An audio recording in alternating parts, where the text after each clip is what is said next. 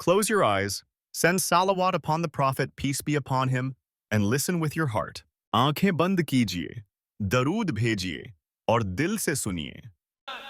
सुब्हानल्लज़ी असरा बिअब्दिही लैलन मिनल मस्जिदिल हराम इलल मस्जिदिल अक्सा. पाक है वो ज़ात जो ले गई रातों रात. अब मदीने से जब मक्का ले जाना हुआ तो कहा रातों रात.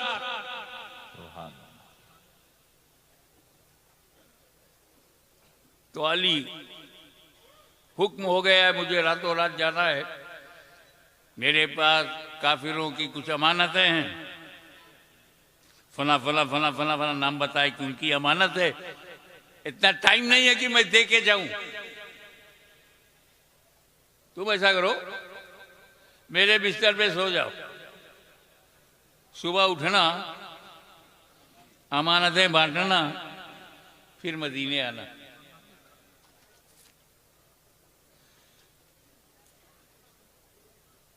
ये कहकर हुजूर चल दिए. मौला अली फरमाते हैं कि उस रात जब मैं सोया, ऐसी चैन की नींद सोया कि लाइफ में कभी चैन की नींद मिली नहीं. मैं चक्कर में पड़ गया. इतने खतरे के टारगेट पे बिस्तर, मर्डर की नीयत से सब असलहा लिए हुए, वेपन लिए हुए खड़े हैं और चैन से सो गए. अगर हमारे यहां रात में 12 बजे 6 पुलिस वाले आ जाएं, दरवाजा खटखटाएं, चाहे अपनी ड्यूटी पे आए हों, पूरे परिवार की नींद उड़ जाएगी. फिर आ गए तो कैसे आए, क्यों आए. और वहां 40 काफिर तलवार लिए दरवाजे पर खड़े हैं, कत्ल का इरादा है, और चैन से सो गए. मौला अली की बशरियत के इत्मीनान की वजह बताओ. सारी रात फिक्र में निकल जाती कि बाहर के खड़े हैं, तलवार लिए हैं, नेजा लिए हैं, वेपन लिए हुए हैं, हथियार लिए हुए हैं, नींद कैसे आ गई.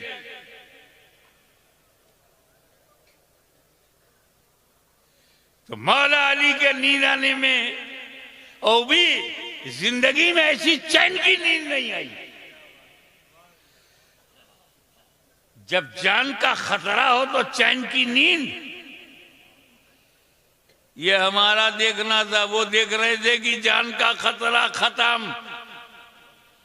मौला अली देख रहे हैं कि मेरी जान को अब कोई खतरा नहीं, क्योंकि नबी ने कहा है अली मेरे बिस्तर पर सो जाओ, सुबह उठना, अमानत बांटना, फिर मदीने आना.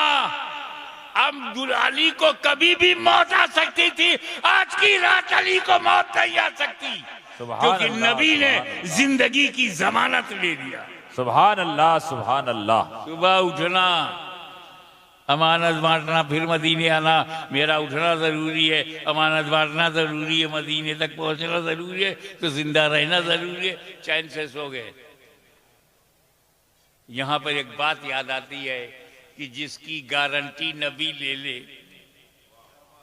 वाह वाह, जिसकी गारंटी नबी ले ले वो अली होता है, अली. और जिसकी गारंटी अली ले ले वली होता है, वली. सुभान अल्लाह. नारे तकबीर, नारे रिसालत, हुजूर गाज़ी मिल्लत. बहुत खूब हज़रत, बहुत खूब. और इधर नबी ने क्या किया, दरवाजा खोला, हाथ में कंकरियां थी, फेंक दिया काफिरों की तरफ. किसने कंकरी फेंका, तुमसे कौन पूछ रहा. तुम चुपचाप बैठ के सुनो, ताकि यहां बैठे रहो, वरना लोग उठा के फेंक देंगे. किसने फेंका, नबी ने. नबी ने. तारीख कहती है नबी ने फेंका, रवायत में है नबी ने फेंका. की रोशनी में नबी ने फेंका. हाथ नबी का है, कंकरी नबी ने चुना है। अल्लाह क्या कह रहा है? वाह वमा रमैता इज़ रमैता वलाकिन अल्लाह रमा।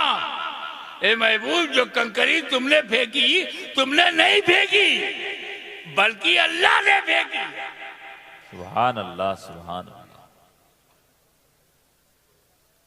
और हुजूर चले गए सामने से, काबिरों को नहीं दिखा, खड़े हैं, जाग रहे, नबी सामने से जा रहे हैं, नहीं दिखे। हक है कि नबी जा रहे हैं, दिखे नहीं काफिरों को। क्या समझे? मेरा नबी काफिरों को नहीं दिखता। बहुत खूब। इसीलिए काफिरों को शिकायत है कि नहीं दिखाई देते।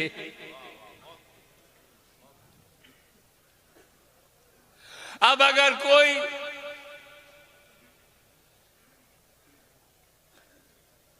इस इलाके में या पूरे राजस्थान में या भारत के किसी हिस्से में कहे हमको तो नबी नहीं दिखाई देते, झगड़ा मत करना, समझ जाना कंकरी का असर चालू है।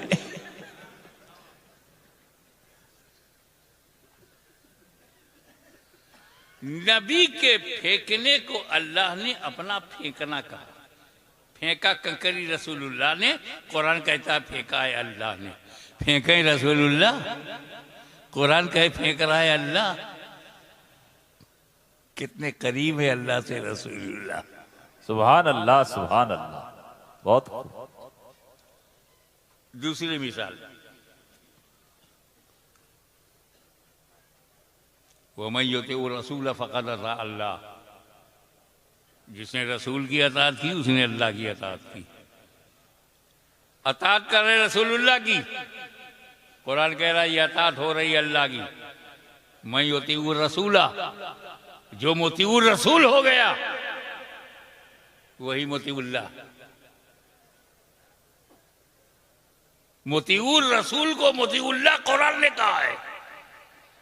तवज्जो, जिस गायते कुर्ब की बुनियाद पर मोतीउर रसूल को मोतीउल्लाह कहा जा रहा है, उसी गायते कुर्ब की बुनियाद पर खलीफतुर रसूल को खलीफतुल्लाह कहा जा रहा है। सुभान अल्लाह, सुभान अल्लाह। बहुत खूब। अब एक बात बताइए, फिल अर्ज़ खलीफा, जमीन पर खलीफा बनाया तो दुनिया तो बहुत बड़ी है, जमीन बहुत बड़ी है, कहाँ उतारा? आज हम कहते हैं भारत में, हिंदुस्तान में उतारा, तब तो हिंदुस्तान नाम ही नहीं था। ना अरब था, ना अजम था, ना ईरान था, ना टर्की था, ना यूरोप था, ना अमेरिका था, सिर्फ जमीन थी। लेकिन जब ये नक्शा बना तो पता चला कि आदम अलैहिस्सलाम अखंड भारत में पैदा हुए। अब तो खंडित हो गया, वसी तरीन हिंदुस्तान में पैदा हुए।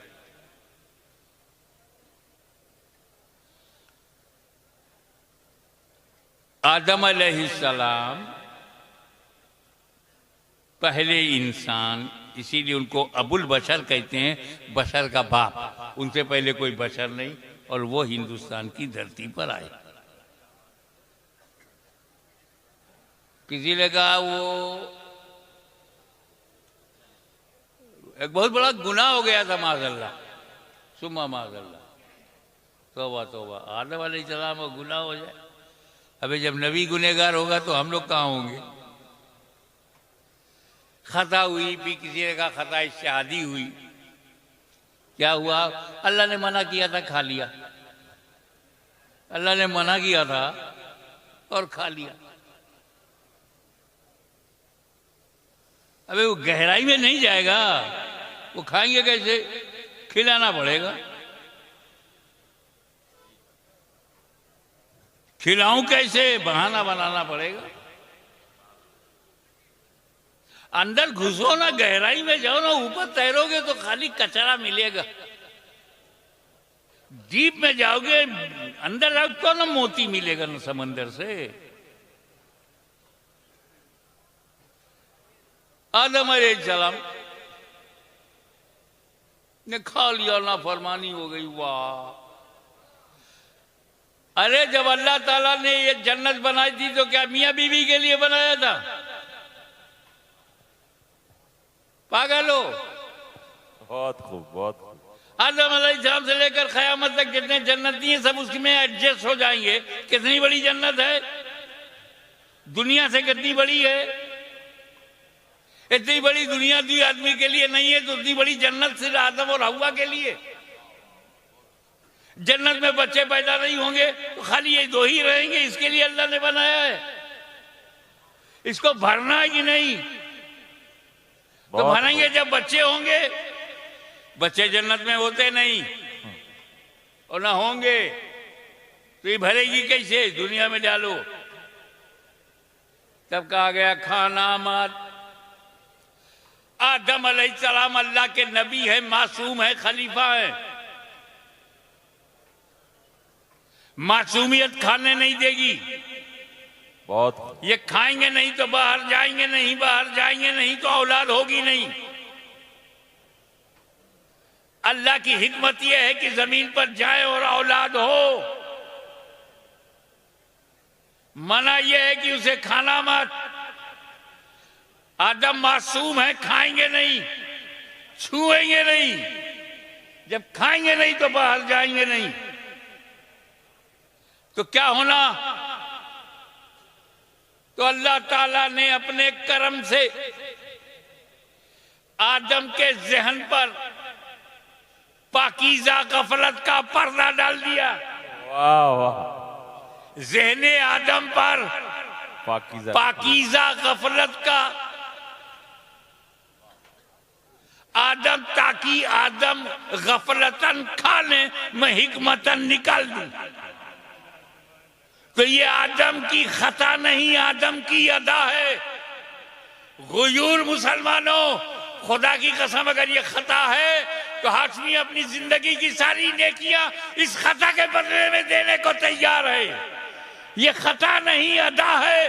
क्योंकि अगर आदम ने, तवज्जो, अगर आदम ने वो गेहूं को खाया ना होता, जन्नत से बाहर आए ना होते तो हमें रसूलुल्लाह मिले ना होते। उन्होंने खाया ना होता तो मुस्तफा जाने रहमत को हमने पाया ना होता।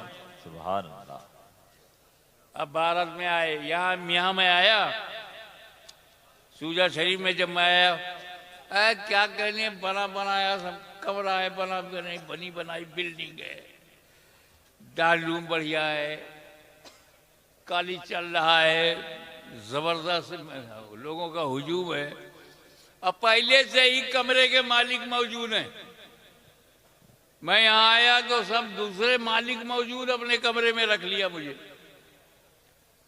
अगर मैं किसी ऐसे जंगल में जाऊं जहां ना आदम ना आदमजाद, कोई इंसान ही ना हो, मेरे अलावा कोई ना हो, तो जहां मैं कुटिया बना लूंगा उसका मालिक कौन होगा?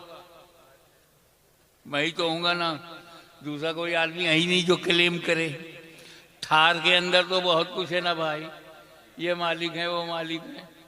लेकिन किसी जंगल में चला जाऊं और जंगल में कुटिया बना लूं, मैं कुटिया बनाऊंगा, आश्रम नहीं बनाऊंगा। क्यों? जो आश्रम बनाते हैं बाद में जेल चले जाते हैं। 5 करोड़ मुरीद बनाते हैं, फिर बाकी जिंदगी जेल में निकाल। वो मेरी कुटिया ठीक है, अकेला मैं हूं, तो कुटिया का मालिक कौन होगा? मेरे अलावा जब कोई नहीं है वहां। तो आदम अलैहिस्सलाम ने जब भारत में कदम रखा तो भारत का मालिक कौन? आदम अलैहिस्सलाम। वे सोच ना, तेरा दादा मालिक है, लैंडलॉर्ड है। भारत की पूरी धरती आदम अलैहिस्सलाम की। तो हमको ऐसा वैसा किराएदार मत समझना, हम अपने बाप की धरती पे रहते हैं। वाह वाह वाह, बहुत खूब, बहुत खूब।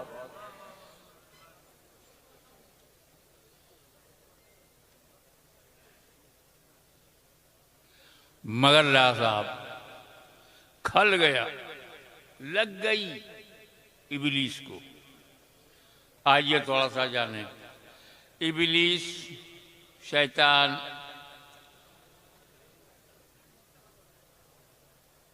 शैतान, इन्न शैतान लिल इंसान अदुव्वुम मुबीन। शैतान जो है इंसान का, मानव जात का खुला शत्रु है, खुला दुश्मन है। और भारत में किसी को शैतान से दिलचस्पी नहीं है, लिहाजा आप शैतान को बुरा कहोगे तो किसी को बुरा नहीं लगेगा। आपको शैतान से बचना है कि नहीं?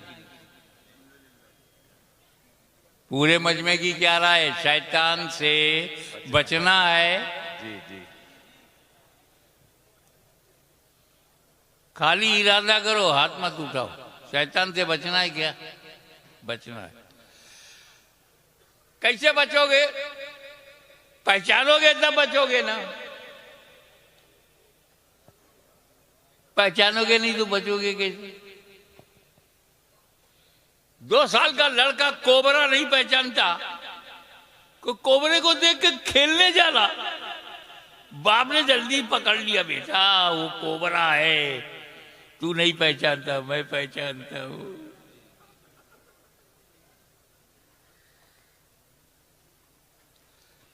ये जानवर है, अपने ही गोबर में खेलती है। रिश्ता बनाने से पाक नहीं हो जाएगी। छोटा सा बच्चा, 1 साल का बच्चा है, पेशाब पैखाना करता है, उसी में पड़ा रहता है, पहचानता नहीं। लेकिन जब वो पहचानने लगता है तो ऐसा पाक साफ होके निकलता है कि मस्जिद में जा सके। ये मेरी बहन है, ये मेरी माँ है, पहचानोगे तब ना, नहीं तो हर औरत बराबर हो जाएगी।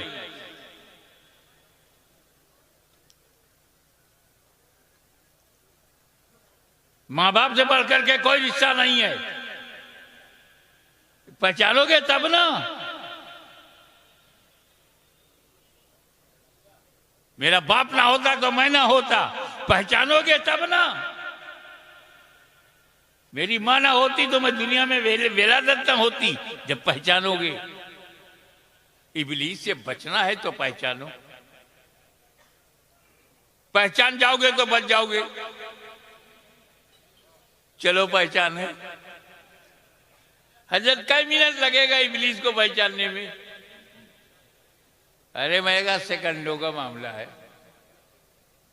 अल्लाह वालों ने ऐसा बना दिया है हम लोगों को कि हम सेकंड में पहचान जाते हैं कौन इबलीस है। देखो, अल्लाह ताला ने जब इबलीस से कहा कि मेरी इबादत करो, तो उसने अल्लाह की इबादत कब तक किया? 6 करोड़ बरस, 50 million years he devoted his best part of life in the worship of Allah Almighty. 6 crore बरस खुदा की इबादत करता रहा। उसके सजदों को अगर जमीन पर रखा जाए तो राजस्थान से लेकर अमेरिका तक कोई जगह नहीं मिलेगी जहां सजदा ना हो। अनकाउंटेबल सजदे, बेशुमार सुजूद, बेशुमार रुकू, जबरदस्त आबिद, जबरदस्त इबादत गुजार। देख रहे हैं आप? 6 करोड़ बरस वर्शिप का रिकॉर्ड। इल्म, इबलीस के पास जो इल्म है, अल्लाह अकबर, हमसे ज्यादा तो वही कायल है। बहुत खूब, बहुत खूब। वो तो इबलीस की वुसअत इल्मी के इतने कायल हैं कि जिस नबी का कलमा पढ़ते हैं उससे भी ज्यादा उसका इल्म मानते हैं। और अगर नबी के लिए मान लो तो उसे शिर्क समझते हैं। ऐसा नहीं, यहां सॉफ्ट कॉर्नर है।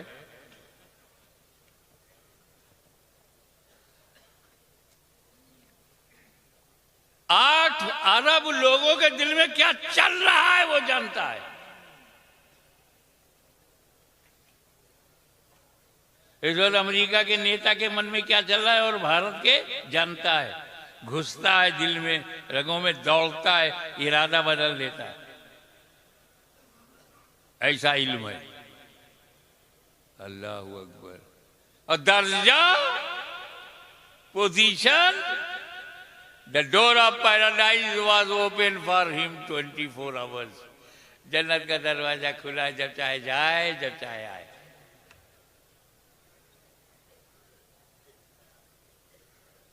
इब्लीस दुनिया का पहला और आखिरी काफिर है। पहला और आखिरी काफिर है। आखिरी कैसे होगा इनके होते हुए? पहला और आखिरी काफिर है जो जन्नत देख चुका है, बकिया बगैर देखे जहन्नम में जाएंगे।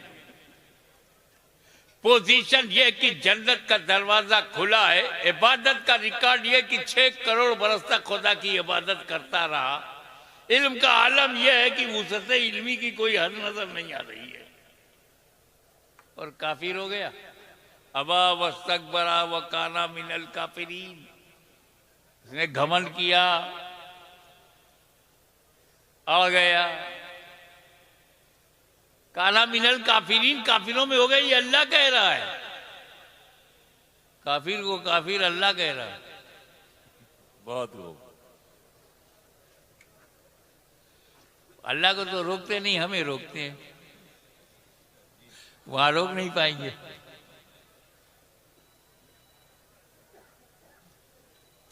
इबादत में वो फासिक नहीं था, इबादत गुजार था, आलिम था, जाहिल नहीं था, जन्नत में जाता आता था, लाइल्म नहीं था। इसके बाद काफिर कैसे हो गया? 6 करोड़ बरस की इबादत उसे बचा न सकी। जन्नत का देखना, आना जाना न बचा सका। वुसअत इल्मी न बचा सकी।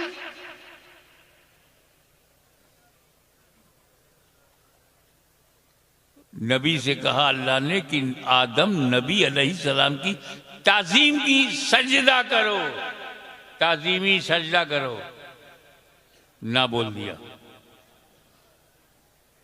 इबादत के लिए तैयार है, इल्म के लिए तैयार है, जन्नत में जाने के लिए तैयार है, नबी की ताजीम के लिए हम पहचान गए। वाह वाह वाह। आपने पहचाना कि नहीं? पीछे वालों आपने पहचाना कि नहीं? हम पहचान गए। क्या पहचाना? इब्लीस उसे कहते हैं जो इबादत के लिए तो तैयार हो, तासीम के लिए तैयार ना हो। बहुत खूब, बहुत उस जुदूल आदम फसजदू इल्ला इब्लीस, सब ताजीमी सजदे में चले गए सिवाय इब्लीस के। तो ताजीम आदम से इनकार करना इब्लीस की सुन्नत।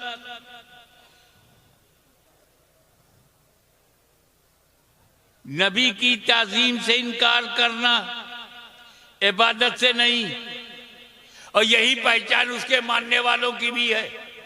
इनसे इबादत कहो तो करेंगे, नमाज कहो तो पढ़ेंगे, रोजा कहो तो रखेंगे, हज कहो तो करेंगे, ज़कात कहो तो देंगे। और नमाज के लिए शहर शहर जाने को तैयार हैं, नगर नगर जाने को तैयार हैं, खेत खेत खलियान खलियान जाने को तैयार हैं, कस्बा कस्बा जाने को तैयार हैं, गांव गांव जाने को तैयार हैं। नमाज के लिए तैयार है, नमाज के लिए तैयार है, हिंद में तैयार है, सिंध में तैयार है, अरब में तैयार हैं, अजम में तैयार है। क्या मतलब? जितने पे वो राजी था उतने पे ये राजी हैं, और जहां उसका इनकार है वही इनका इनकार है। बहुत खूब। जहां इब्लीस ने इनकार किया वही इनका इनकार है। फर्क ये है वो नबी के लिए झुकने को तैयार नहीं, ये नबी के लिए उठने को तैयार। बहुत भाई मेरे तरीका बदल जाने से दफा नहीं बदलती।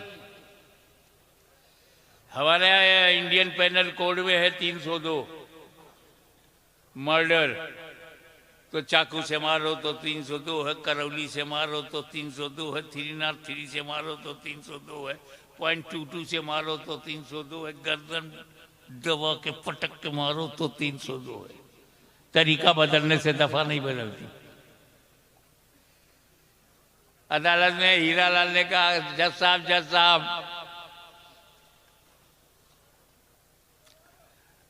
आपने मोहनलाल को फांसी दिया था, उसने रिवॉल्वर से मारा था। हाँ याद आया, मुझे फांसी मत दीजिए, मैंने रामपुरी चाकू से मारा है।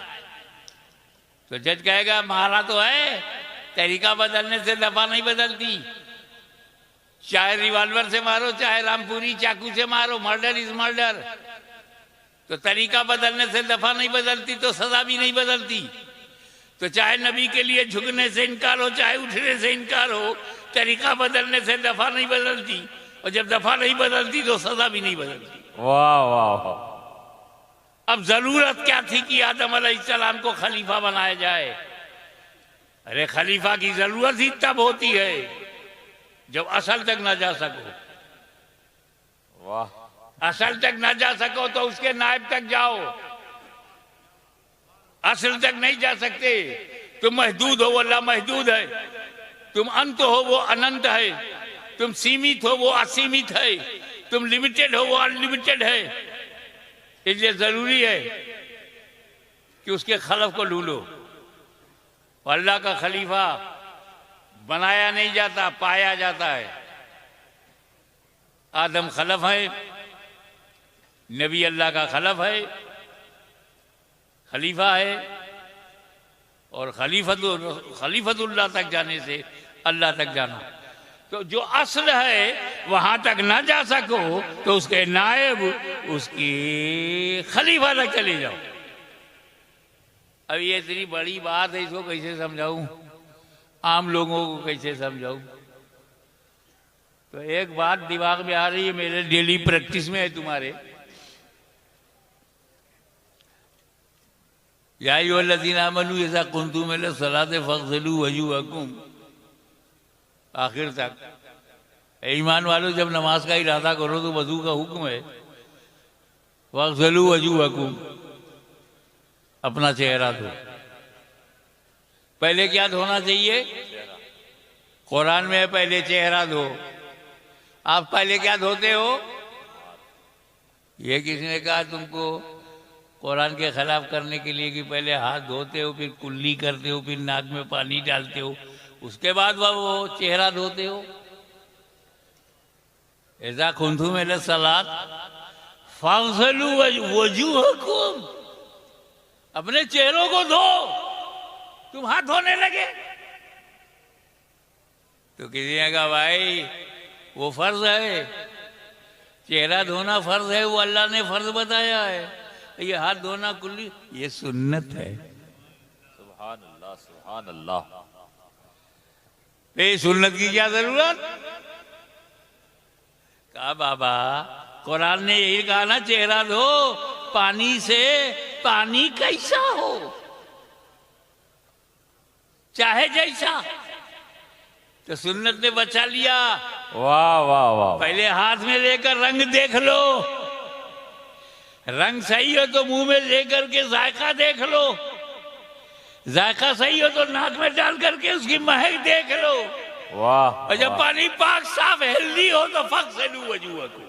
सुभान अल्लाह सुभान अल्लाह।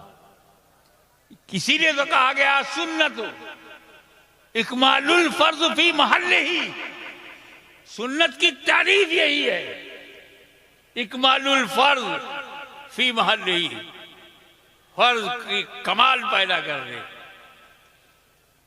अब अगर कोई साहब अहले सुन्नत नहीं है, सीधे सीधे फ़ग़सिलू वजूहकुम, जो पानी मिला मुंह पे मारा, तो कभी सड़ा हुआ पानी मिला, कभी बदबूदार, कभी बदजायका, कभी बदरंग।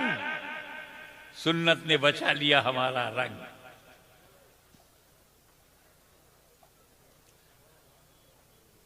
तो पानी से तो वजू कर लिया, वजू करना असल है। नमाज के लिए वजू करना पानी से असल है। अब जब पानी न मिले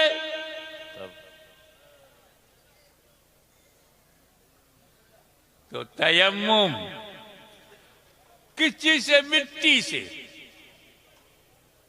ऐसा हो ही नहीं सकता कि पानी से दूर हो जाओ तो मिट्टी से भी दूर हो जाओगे। ये जमीन ही दो चीज से बनी है, 3 हिस्सा पानी है, 1 हिस्सा मिट्टी है। मिट्टी में रहो तो तयम्मुम कर लो, पानी के पास रहो तो वजू कर लो। तो ये तयम्मुम भी कुरान में है। तयम्मुम वजू नहीं है, लेकिन वजू का जानशीन है, वजू का खलीफा है, वजू का नायब है, वजू का असिस्टेंट है।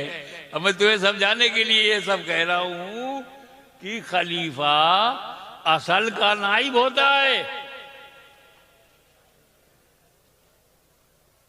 खलीफा जिसका है उसका वो नायब होता है। वो वजू का खलीफा तयम्मुम।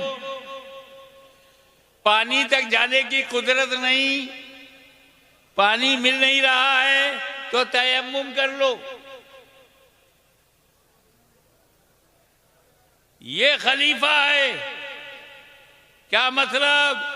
जो जो काम वजू करके तुम कर सकते थे वो सब काम तयम्मुम करके कर सकते हो। वजू करके तुमने नमाज पढ़ा है तो तयम्मुम करके भी नमाज पढ़ सकते हो।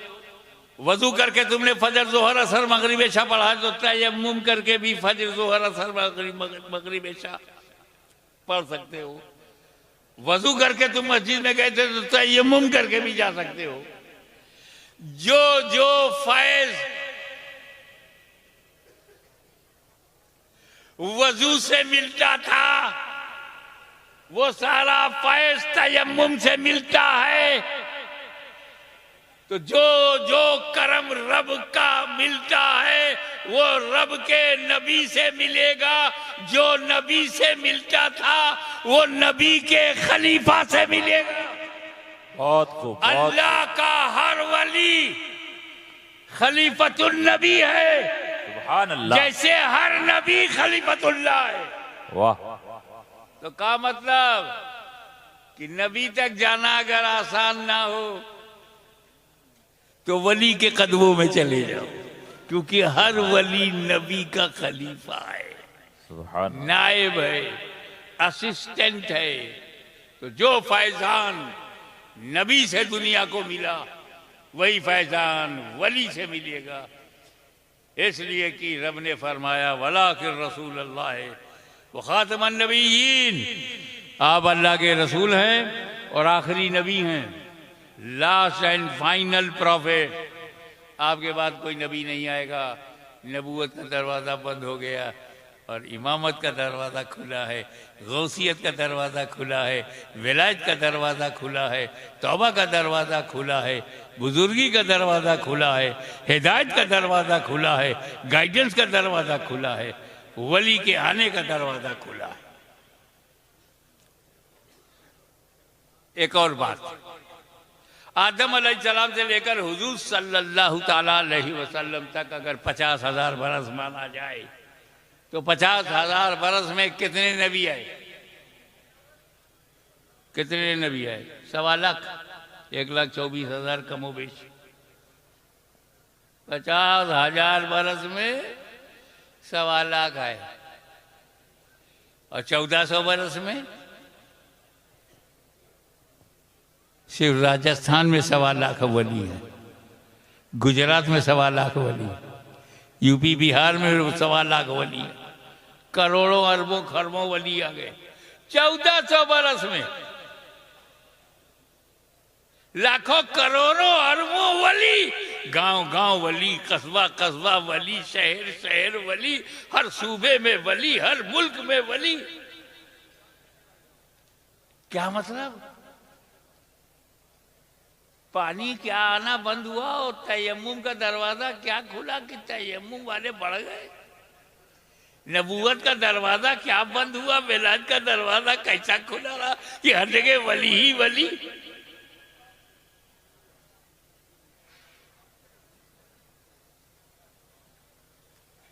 तो हमको मुसलमान और अरब वालों को मुसलमान बनाने में उन्हें नबी ने बनाया, हमें वली ने बनाया। सुभान अल्लाह।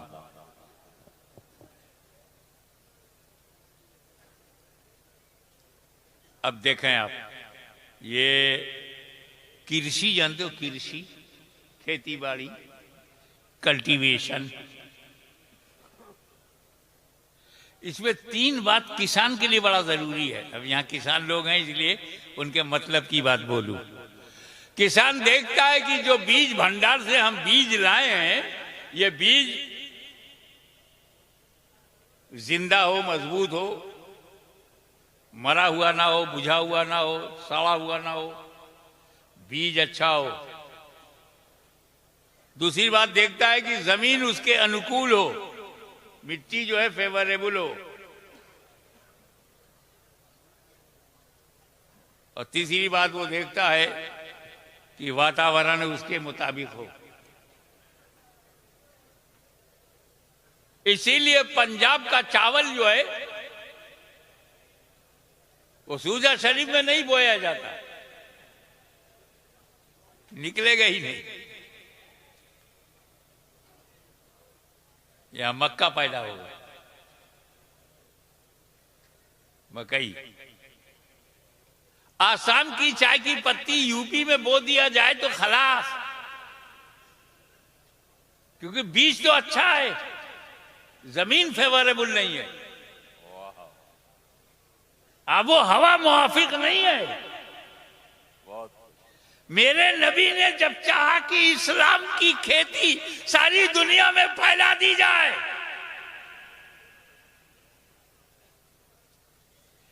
तो नबी की नजर में इराक आया। ये कैसे लोग हैं यहां? कूफा नजर में आया। बुज़्दिलो, बदअहदो, बेवफाओ, डरपोक, ताकत के आगे झुक जाने वाले, मोहब्बत भी करते हैं और डर भी जाते हैं। दिल खोल के सामने आते हैं, मुसीबत में घर का दरवाजा बंद कर लेते हैं। ऐसे बेवफाओं, डरने वालों, ताकत के आगे झुकने वालों के लिए कौन सा बीज भेजा जाए? वाह वाह। तो मदनी सरकारी बीज भंडार से जिस बीज को इराक के लिए चुना गया, उसे गौसे आजम कहते हैं। सुभान अल्लाह, सुभान अल्लाह। वो गौसे आजम जिसकी सुबह शाम पर सैयद कायनात की नजर हो, वो गौसे आजम जिसकी हर सांस याद इलाही में मसरूफ हो, वो गौसे आजम जिसे निकलता हुआ सूरज सलाम करे और डूबता हुआ सूरज पैगाम देकर जाए, वो गौसे आजम जिसका कदम औलियाए रोजगार के कांधों पर हो, वो गौसे आजम जो कादिर मुतलक का मजहर अतम हो, वो गौसे आजम एक नजर में दुनिया बदल दे। बुज़दिलों में जान आ गई, डरपोक निडर हो गए, छोटे दिल वाले बड़े दिल के बन गए, और खेती, कादरियत की खेती फैलने लगी। सुभान अल्लाह, सुभान अल्लाह। जब हुजूर के सामने तुर्किस्तान, अफगानिस्तान, वजीरिस्तान, पख्तूनिस्तान, पहाड़िस्तान,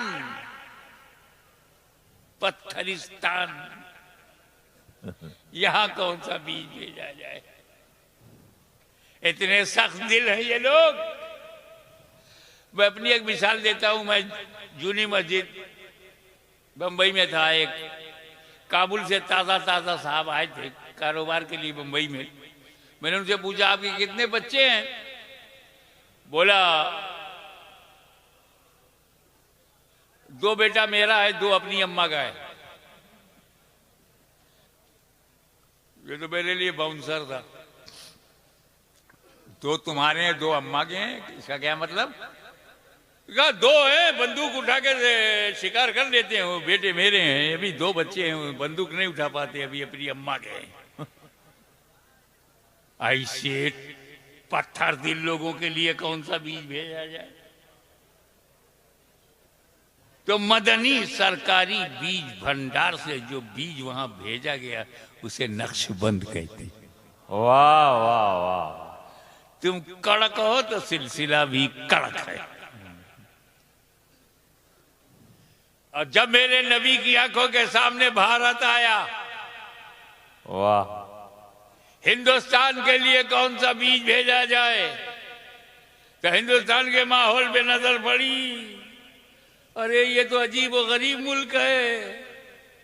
शक्ति, भक्ति, प्रीत, प्रेम, रीत, गीत, संगीत का शहर है। कण कण में या अल्लाह, इस नात के सदके हमारी दुआएं कबूल फरमा, हमें मदीना की हाज़री और सब्ज़ गुंबद के साए नसीब फरमा। आमीन या रब्बल आलमीन. Share to spread Medina's blessings. Like and subscribe for more Islamic videos.